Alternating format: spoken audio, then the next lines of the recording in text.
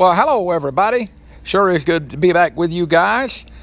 I wanted to put up another little video here. I try and do one once a week, and this little video is going to start out having some shenanigans with me and the monster just out what I call, this is perching, where I pull up and I just kind of like perch as a bird would on a tree limb and just sit there for a second. But anyhow, like I say, it's going to have just some monster shenanigans. There'll be one coming up with some slow flight, and then I've got one that I'll jump back in with some narration on here in just a minute, as well as a sandbar landing on the end. Just enjoy.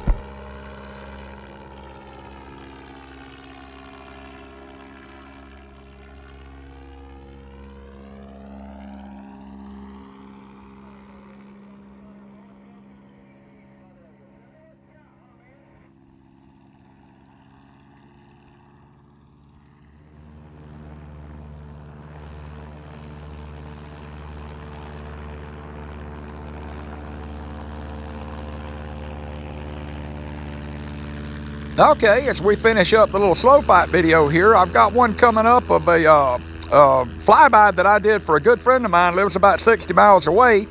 He actually got in touch with me and told me that he was going to be out on his boat, on his pond, and he wanted me to do a flyby so that he could video it. And so what you see coming up here in just a second was staged between me and this good friend of mine. He was out on his, actually it's big enough to be called a lake, but he was in his boat, and I came by skiing. He wanted to get a good video of the monster. Now this kind of stuff here is legal so long as it's staged and there's nobody else around or involved, but that was kind of what we were doing, he and I together, and I just basically still shot some off of the video showing what it looks like as I was going by him here. I just did a screenshot of the video there, and then this shows me as I'm passing on by, and again, was just a fun afternoon to be down playing, and it's always good when somebody reaches out to me that has met me through my flying, that seems to enjoy watching me as much as I enjoy flying. And then this video is going to be of my nephew Chris, who is still learning his skills with his his Super Stow that he bought back a month or so back. This was going to be, I think, one of his first, if not the first, off-field landing where he was in the plane by himself, and it's just basically a field road. I like to start my new guys out on areas that, even if it's something that requires a lot of directional control, that if they get a little left or right, they're not going to run into a ditch. He would have just got off out into the cultivated area. But anyhow, Chris does a good job. He is amazing with the skills he's developed already in his early days of flying backcountry without any other experience. And he comes in, he puts it down right on stays right in line, got good directional control, does a good job with keeping it where it needs to be. And then after I landed, we got some shots of him, and him standing there proudly with his mount, as any pilot should that's got the skills and the capabilities to do something like this. But again, this just gives you an idea of what it looks like there and how much fun we have in our backyard playing.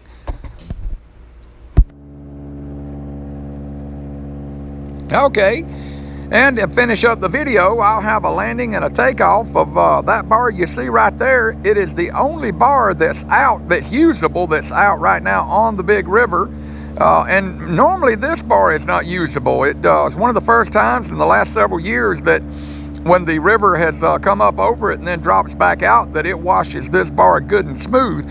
There are normally areas of that bar that's usable that are only probably 200, 250 feet in my past experience with it. But amazingly this time, whenever this bar came back out, it washed almost the whole bar smooth enough that you could find some 2 or 3 different spots in almost any direction the wind's blowing to be able to get on the bar for fun playing. And part of what makes that a good deal is that when the river's high like this and there's nowhere else to play, this bar normally works to be able to go to for my afternoon just sitting in my chair and pondering. I always like to go to the river at least once a day, and I like to at least have one bar, whether it's on the big river here or the little river, that I can get on and just break my chair out. And as I say, this one works real well because I've got the ability to land almost any direction. There's the wind's blowing, I can come in and put it down. But this particular day I had to come back headed toward the southeast and put it down. And the bar, I'd say, running this direction, it's probably 700, maybe a little over 700 feet.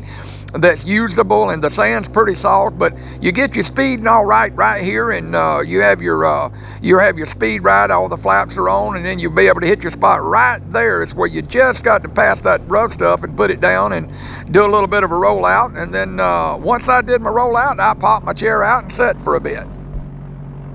Got down landing on a bar I routinely land on, but landed it the other day in a short section because I didn't know exactly what the surface was, and after I landed there and got in that tight little spot, I realized there's a lot more that I could use, and so I landed it from a different direction today. Winds are favoring the other direction, and it's just a pretty bar. The big river's up right now, so this really is one of the only bars that's on about 70 miles of river to play on, but it sure is a lot of fun.